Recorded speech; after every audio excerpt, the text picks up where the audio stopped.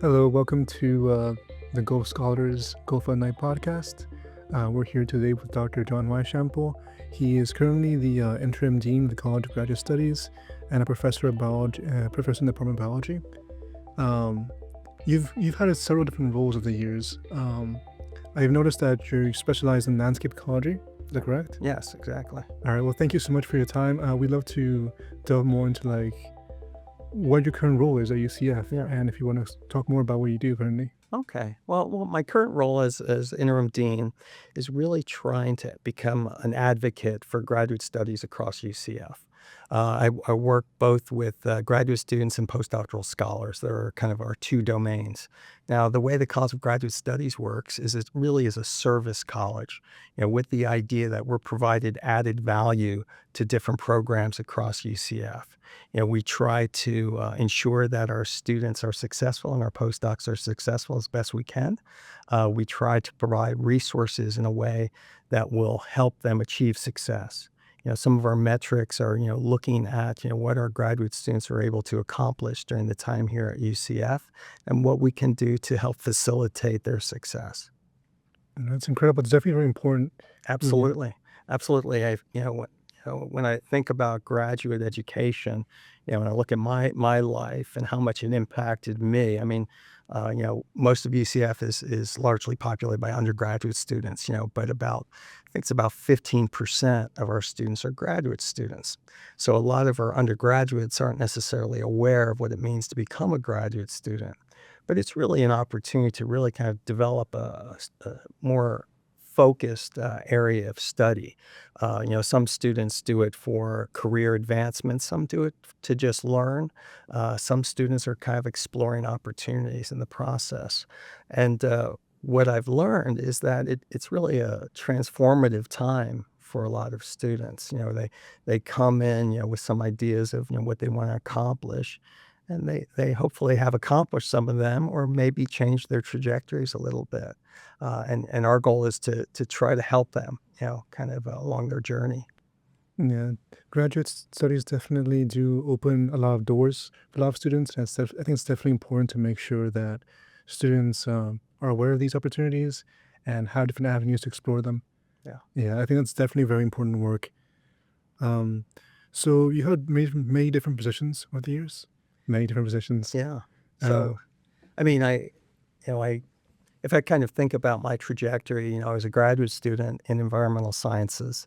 I did my undergraduate work in biology, then I went on to get my master's and doctorate degrees in environmental sciences. During that time, I was funded through NASA, and I was an early recipient of one of what they used to call, I think, Global Change Fellowships.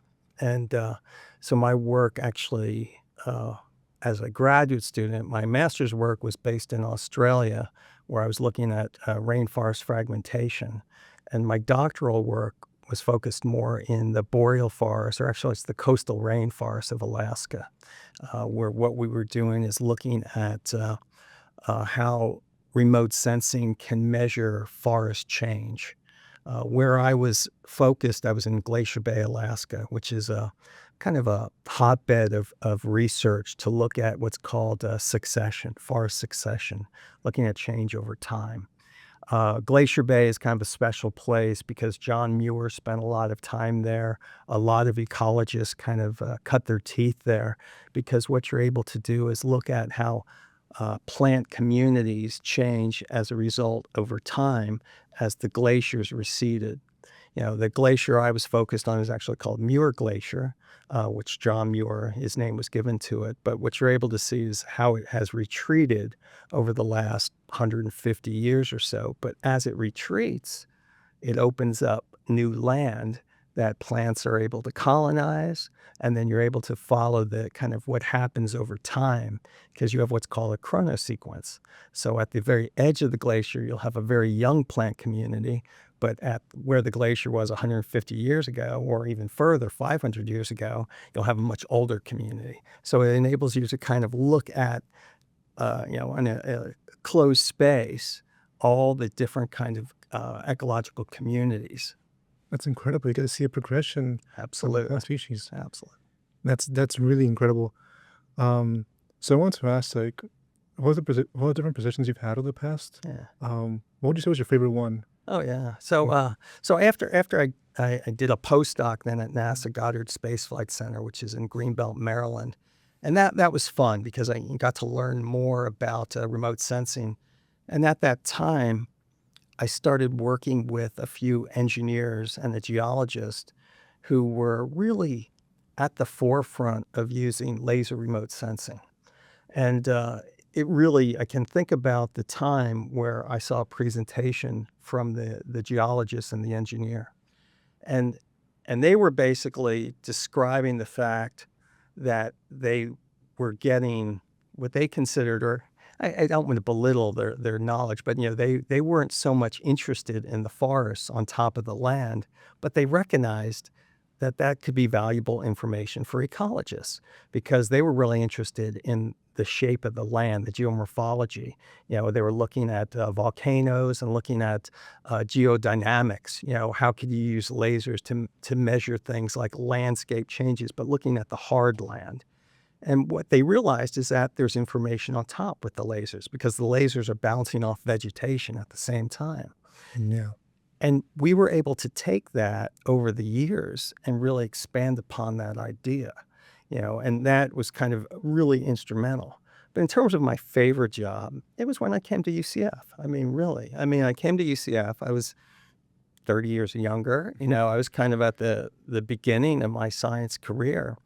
And I had a number of students, undergraduate and graduate students, who you could really see how fascinated they were with their subject area and how engaged they were. And here they were able to play with, really novel toys at the time. We were, working with remote sensing, working with advanced computers, working with geographic information systems. And this was at a time where that wasn't commonplace, where now it's pretty commonplace. But these students were really able to explore avenues of data and really try to understand what are the implications of these new data. The laser data, we were probably one of the few labs in the US, if not the world, that had access to this. And then the students were able to explore the data on their own, and they came up with a variety of questions that were interesting. So I think it was really the interaction with students that I think was my most favorite. But moving from my basically my faculty role as a assistant, associate, and full professor to my current role as an interim dean, the transition I think goes like this. As a professor or faculty member that's really engaged with students, you're really kind of focused on your research area and trying to ensure that your students are benefiting by the research that you're doing and learning from that and creating their own research.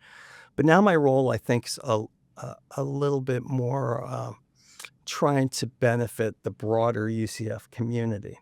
So, although I've worked in a number of fields, I'm very interdisciplinary in nature. I worked with engineers, I worked with College of Business folks, I've worked with some people in some of the other colleges.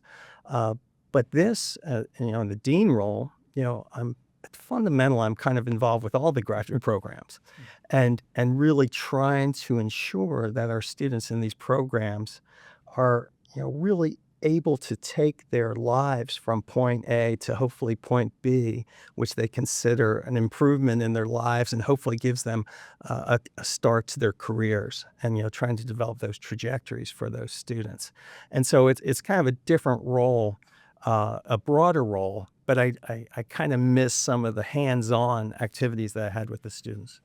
Yeah, it definitely sounds like you have a lot of, like you very much enjoy cultivating these learning experiences and making sure that students have the resources to explore what they want to explore. Uh, Absolutely, and really that is a lot of my role that I'm involved with now, is really to advocate for students, to try to bring in resources for students. Some of the resources might involve helping them travel to their research sites or helping them publish, what they've learned, through their education, and at the same time trying to promote UCF as well, because I want future students to recognize that UCF is really a hotbed of activity and really could serve as a really good, strong component of their careers.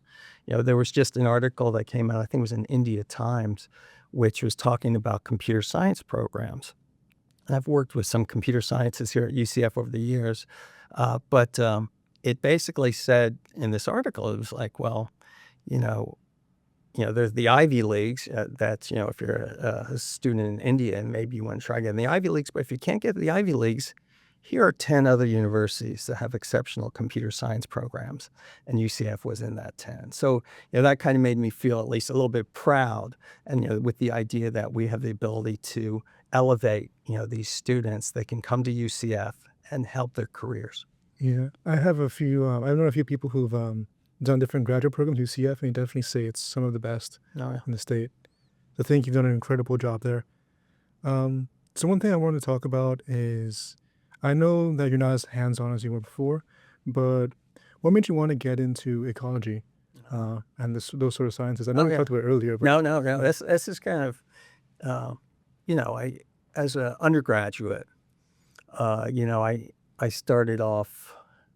This isn't normally the trajectory of students these days, but I really just wanted to learn as much as I could possibly learn, right? And what I thought, would be interesting, and this was maybe inspired by a particular professor I had. His name was Norm Christensen. He taught plant ecology. I remember taking that my sophomore year. Uh, but what I became enamored with was the idea of learning how nature works, as best I could. And nature, for me, was living organisms. How do living organisms work in natural settings? So kind of different from medicine. Trying to really understand this broad swath of species, and how do they interact? How do they change over time? How do they adapt? How do they basically work together in different ecosystems? And Norm Christensen was definitely inspirational. And then I had subsequent, mentors over the time. I started taking courses in plant physiology, plant anatomy, and just kind of moving in. So I started off kind of as a plant ecologist by training. And then, going to graduate school, my focus was forests. Trying to understand forested systems. I started off in tropical forests, moved to tropical rainforest, then temperate rainforest. I worked in boreal forests and a variety of forested systems. But my advisor, what he did was interesting in the time, was he developed these models to try to simulate forests. How do forests change over time? Well, if you kind of go back to the mid 1800s, early American, oh gosh, he was a Renaissance person, Henry David Thoreau. And Thoreau, he studied forest succession, but he realized that forests live longer than he does. Trees might be 200 years, where his lifespan might be 50 years. And so what he did was he looked at the forest and looked at the seeds in the forest and looked at the younger plants in the forest. And what he was able to do is predict that the forest that I currently see in New England won't resemble the forest in 100 years, because the forest will incredible. change. Yeah, And so what my advisor at graduate school did was he developed these simulation models that would help predict those changes over broad scales. And so, if we in some way alter the trajectory of these forests, maybe there's a fire, or maybe we clear them and let them reestablish. What he's realized is that the successional path may change from its natural path. Now, forests and ecological systems in general are fascinating to me because they're basically in a relatively perpetual stage of disturbance. Some disturbances are bigger than others. In Florida, hurricanes represent one of our big natural disturbances that come by. But humans are also a huge disturbance, as well. And so these gave me opportunities to basically develop models to understand forest change over time, taking into consideration the different types of disturbances that can lead to some of these changes. that's incredible. Yeah, we went to a recent trip to, I believe it was Homosassa. Was that what it was? Yes. And we saw the effects that hurricanes had on the forest there. Like, even it's been a couple of months since the last hurricane. that you could still see the damage they left behind. Oh, you can see it for many decades after. So one of my studies areas was in central Massachusetts at Harvard Forest. There was a hurricane, I think it was in 1939, and this was before they actually named hurricanes. So they called it the Long Island Express because it kind of went right up, cut through Long Island, went right through Connecticut, and then basically destroyed all these forests in central Massachusetts. It was kind of the largest reclamation project where all this downed wood, and they basically harvested all the downed wood. And then using LiDAR, we were able to show the effects of this about 70 years after the forest It's incredible. came through. But really, I think some of those trajectories would last a lot longer than decades. Some might go into centuries, as some of these trees live to be a few hundred years old. So there might be a lot of changes we don't even notice yet. Oh, absolutely. And that's the thing. So, trying to predict those changes, is interesting. Maybe for you and me, maybe we don't care what happens in 100 years, but, maybe our successors will, and so Someone for will us to care predict. eventually. Hopefully. Yeah, hopefully. I think it's definitely very important to bring attention to this. Another kind of, you mentioned the coast of Homosassa and, looking at hurricanes, and another kind of coastal forest impact that is something I've been interested in, and now I see a lot of people are studying this, as what's called ghost forests. Have you heard the term ghost forest? I haven't heard before. Well, ghost forests, you can see them up and down the East Coast, and I'm sure, you can see them down the Keys too. And what's happened is with sea level rise and saltwater intrusion, the forests are dying off. And so what you see is at the edge of the coast, some of these forested systems, the trees are dropping their leaves, and basically you have just snags, dead trees that are appearing across large landscapes. And so people are looking at that as, kind of a current impact that we're making associated with sea level rise. Do you think that ghost forests are, is something that we should be worried about, or an indicator or something? Well, it certainly will change the habitat. So there are different species that will be able to use them, but also one of the kind of associated impacts that maybe we want to be concerned with is we're creating basically a positive feedback, meaning that forests are really good at taking in carbon dioxide from the atmosphere. So if these forests are now dying, we've reduced the ability of those trees to bring in carbon dioxide. And so if you think about the feedback, what happens next is that means there's more carbon dioxide in the atmosphere, and that also means that would increase to more warming, increasing sea level rise. Well, So you have this feedback. trees, yes, it is definitely an issue. Especially, I think now we need to be more aware of sea level rise, warming, and just put more policies into place to try to, counter that. Because I think those trees are a very good indication of the consequences of what's happening. Yes, I agree. I want to talk. I know you have a lot of studies also focusing on the coast. One of the themes that we're covering in this podcast is light pollution. How it can affect the wildlife and ecosystems in Florida. This was a while ago, but in 2016, you were part of a study that covered how coastal lighting affected sea turtle nesting. I want to talk. What made you want to do that study, and what did you gather from that study? Well, there are a couple things that motivated me to do this. As I did my postdoc at NASA, I really did get to experience a variety of remote sensing techniques. And I always try to think, well, how can we monitor systems on a broad scale? Because that's what remote sensing allows, using satellites or airborne sensors, is to try to get a broader perspective of what's going on. Now, when I moved from Maryland, from NASA down to Florida, I wasn't as enthused about the forests in Florida. And some of the people who I worked with, it turns out that I think this might be a truism, is that you tend to work with people who you're adjacent to. And turns out that the foremost sea turtle expert in the state occupied the office next to mine. Wow. And Lou Earhart was a prominent biologist in University of Central Florida. And over his tenure here at UCF, he had developed a monitoring system to basically monitor nesting behaviors of sea turtles along the Melbourne area of Florida. And he had monitored them year in, year out for, at the time when I started working with him, it may have been about 20 years, 15, 20 years. But he had basically this long time collection of sea turtle nesting patterns I think it was probably about a 30-kilometer area. And so I started kind of looking at those data and I started studying, how things have changed over time. And one of the things that we found was that the sea turtles started nesting earlier over time. And so we can look at about this 20-year span and we can say, something's going on. The sea turtles are nesting earlier. And what we posited is that part of the reason for this is global warming. And so we were able to look at how sea surface temperature related to sea turtle nesting.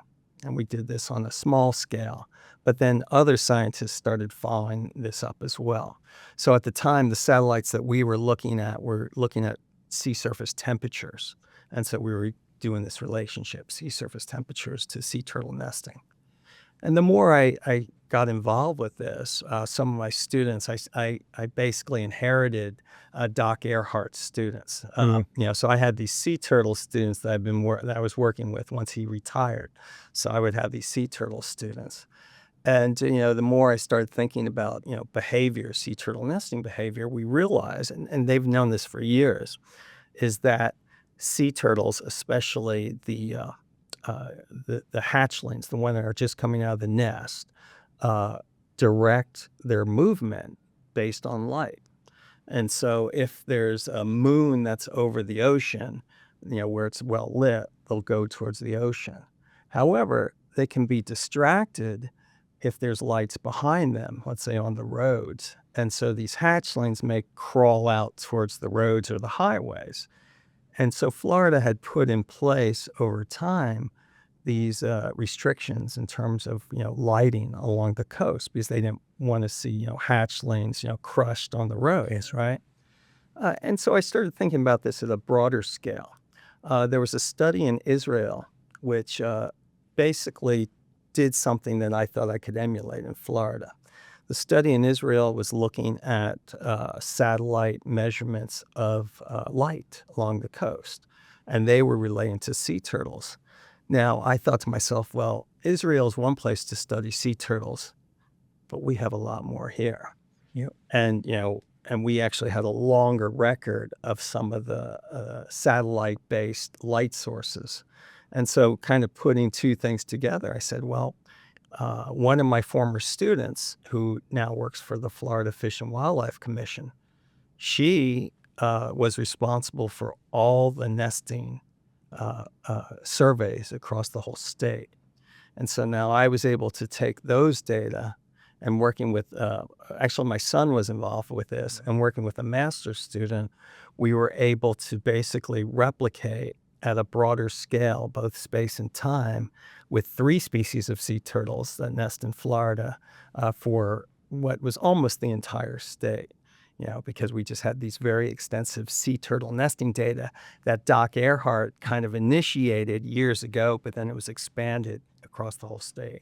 Yeah, it all came back around. It did. And I think that's fun when you can kind of piece together, different interests that people have. At some level, some of my research kind of served as a glue for disparate areas, and one of my early jobs in the College of Graduate Studies is I directed interdisciplinary studies. And I think that might have been in part because, I have these eclectic interests, and trying to help students who walk into graduate school who maybe don't know exactly what they want to do associated with a particular discipline, but sometimes they think outside the box. And the program, Interdisciplinary Studies program, would allow them to explore some of their maybe varied interests.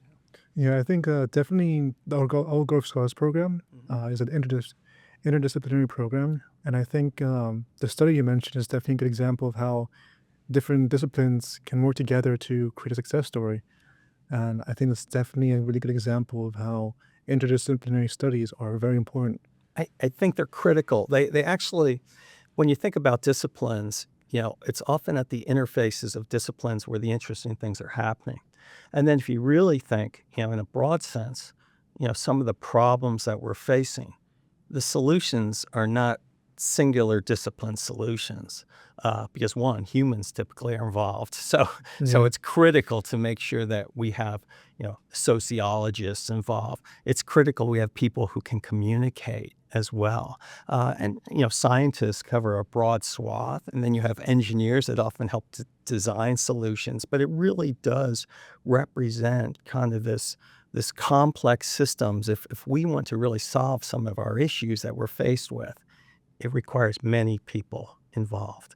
Uh, as you mentioned, I've been involved in coastal studies for a Mhm. while, and through this process, if I kind of think about the people involved, we had coastal engineers, we had ecologists who studied. I studied more vegetation, but we had ecologists who study oyster beds.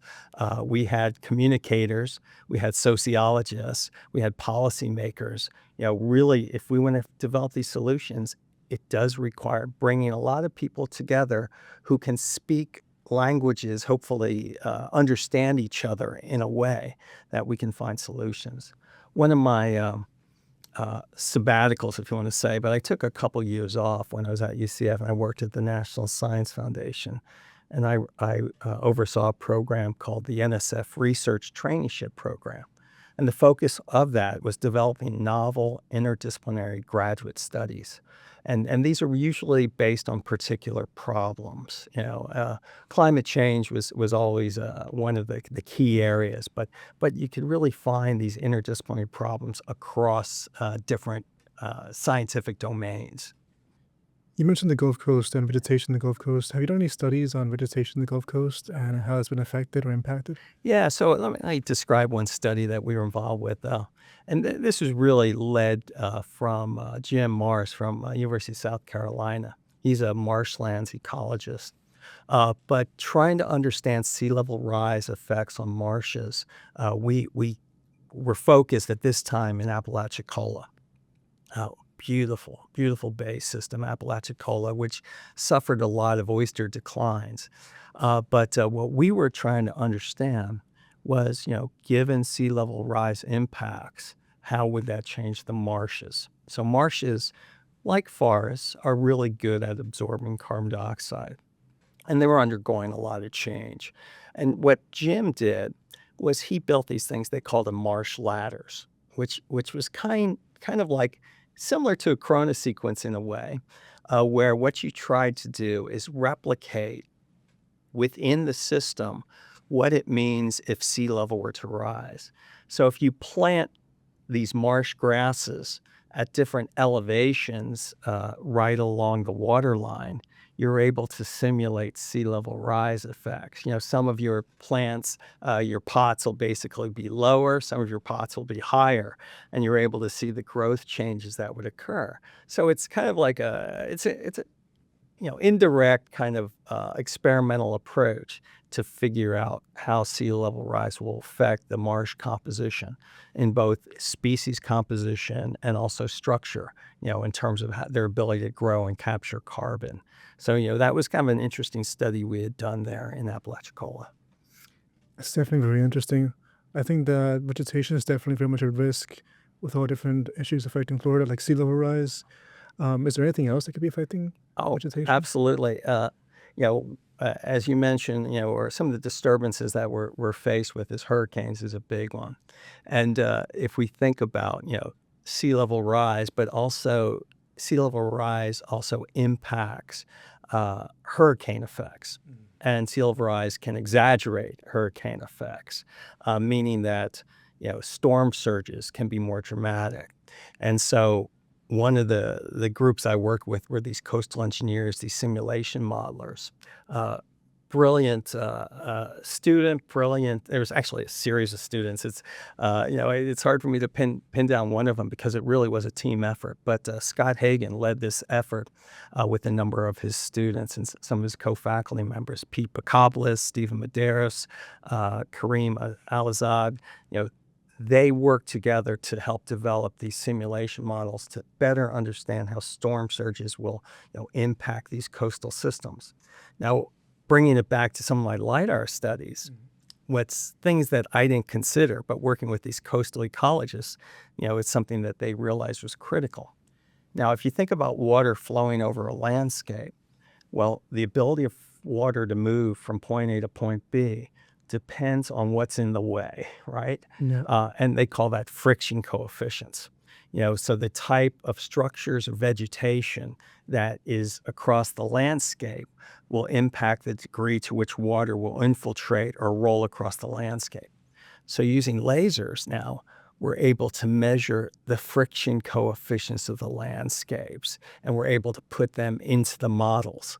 So, if we're trying to connect those dots again, we're taking remote sensing, using remote sensing to understand vegetation structure, and then because of the vegetation structure and how it's dispersed across the landscape, we're able to predict how water then will flow and disturb the broader landscape when there's a storm surge associated with hurricanes. I definitely remember hearing when Atlanta got flooded. I don't remember when it was. I think it was like a year or two ago that it got flooded. I remember hearing that a reason why that happened is because of the landscape.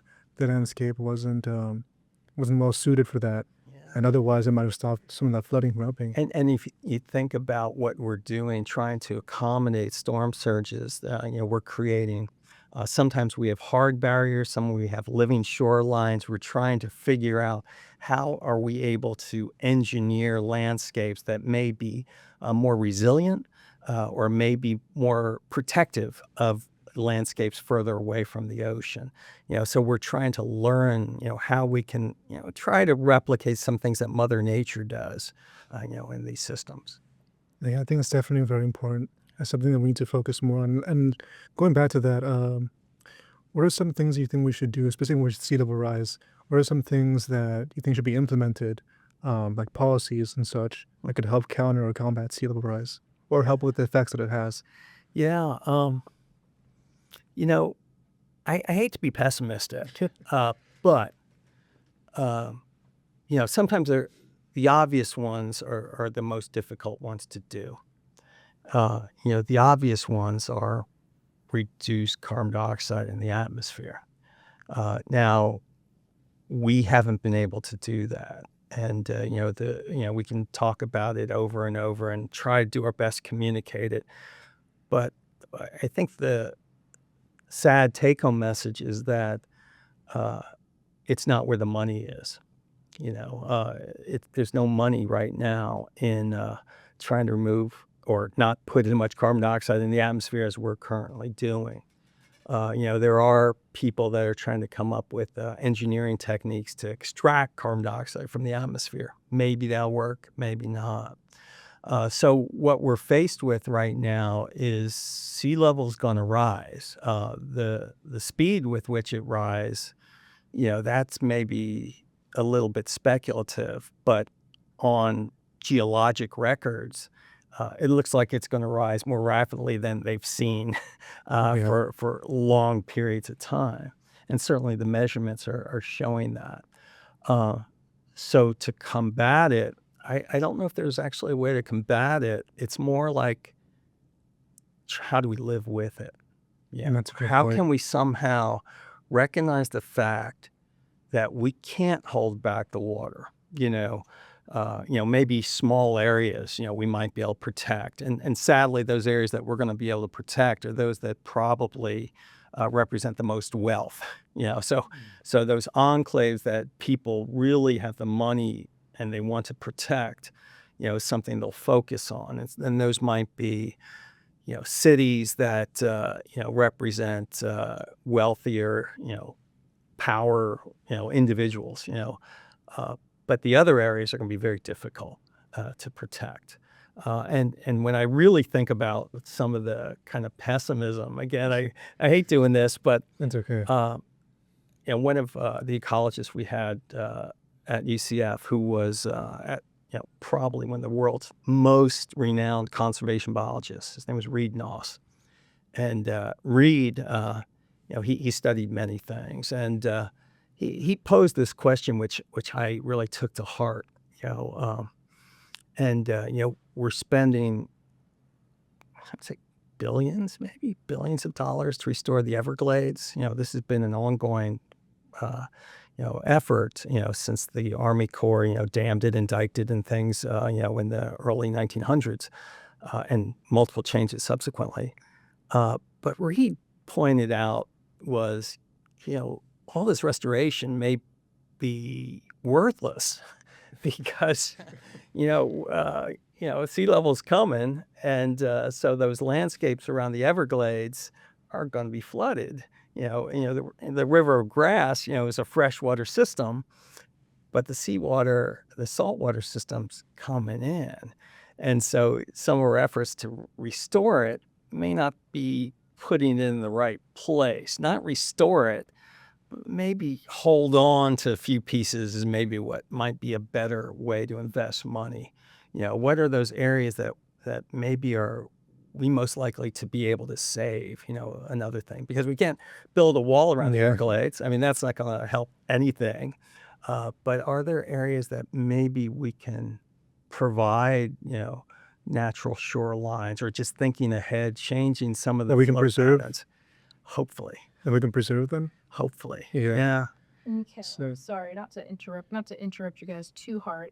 How far along are you down your question? Mostly done. Mostly, we want to try to wrap up ideally in the next 5 minutes. Got it. We're running on an S. Yes, yeah. Okay, got it. What was I gonna say? I was gonna say that then our focus should be on adapting to. I think so. Yeah, adapting. I to, think that's really what we have to do, and we have to adapt our social systems, as well as our natural systems as best we can. Yeah. So what is for the average listener or viewer? What should they be taking home from all of this?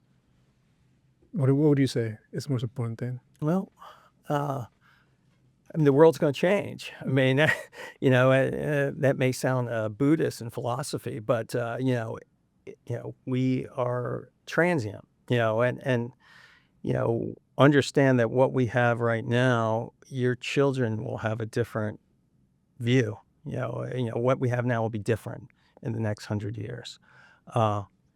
Is that better or worse? Well, it's different. Maybe we can make it better, though, if we think about it. Recognizing that there's some things that we might be able to change, some things we can't change. Identifying which are those things that we can change. Now, at the same time, we shouldn't give up efforts to reduce carbon dioxide. That's the driving force. So if there are ways that we can kind of, at least instead of going up 2 degrees Celsius, maybe we can bring it back to 1.5 degrees Celsius or 1 degree Celsius, maybe. But certainly, one of my graduate students said, he gave this analogy, if you're going down a hill, you don't necessarily want to put your foot on the gas pedal, right? And maybe that's what we have to think of. What are things that we can maybe reduce our overall impact? So that might be a way to think about it. There aren't easy solutions. This is a global problem, and as I mentioned, things haven't been getting better, even though we've become more and more aware of the problems. Yeah, so it's definitely important to understand what you can do, but also accept that. Accept what's going to happen, basically, and try to adapt to it. You did a better job than I. All right. So one thing I wanted to talk about is most of our listeners are probably going to be college students. Mm-hmm. And for any students that are interested in, going to research, going to graduate school, do you have any tips for them? Yeah. Try it out as an undergrad. I mean, meet some graduate students, work in a lab, work in the field. Graduate students, we have a great program which is just starting. It's called the Knights Research Scholarship Program, CRISP, okay? And what this does, it provides undergraduate students opportunities to work in research arenas that are basically organized by graduate students and postdoctoral scholars. And right now we have 20 projects. We hope to expand this up to about 50 projects. We currently have 120 undergraduates involved. We have the idea this is going to grow into the multiple hundreds of graduate students as we produce it forward. But what it does is give you a taste and a flavor of what graduate students do. Graduate school is not for everybody. College isn't for everybody. But try it out. See what you like, see what you don't like. And I think that's one of the things to understand also is that, just let's say if you don't like one particular discipline of research, well, there's many others out there that you might benefit from or kind of creative activities that you might be involved with. But like what you're doing right now, this is, as in the jargon term, it's a high impact practice, which means that you're getting experience beyond your coursework here as an undergraduate student here at UCF, which I think is critical because, you can learn so much taking courses and taking tests, but really where the rubber hits the road is when you're starting to apply your knowledge and trying to, explore, your skills and develop some of those skills. And the classroom, it has limitations, for that. So for an undergraduate student interested in going to graduate school, go beyond your comfort zone. We know you can take classes. You've done that as a high school student and before you were high school. Do other things that will expand some of your experiences. Go beyond your comfort zone. That's a great message. All right, so I think we're going to wrap it up here. Thank you so much for your time, as you said. Before you go, do you want to share anything about you're working on at the moment? Or Yeah, okay. It might sound a little mundane, but one of my goals is to improve or increase graduate student stipends. And this is actually a national effort, it turns out. It's, UCF is one school that we can demonstrate needs to do better. The cost of living in Orlando is pretty high. If we look since COVID, rental rates have gone up among the highest in the U.S. Our graduate student stipends have not matched that increase. So we've worked with different groups across campus. We've been able to, starting January 2026, the stipend level for graduate research assistants on new grants will meet a minimum, which is equivalent to some of our peers. But we need to do that with graduate teaching assistants next. I think that's definitely true. Good point about the living rates down here. I live in downtown Orlando, and I can definitely attest to the high cost of living down there. Yep, absolutely. Right. It's definitely great. Thank you again so much for your time. Yeah. And this was, we learned a lot here. Thank you so much. My pleasure.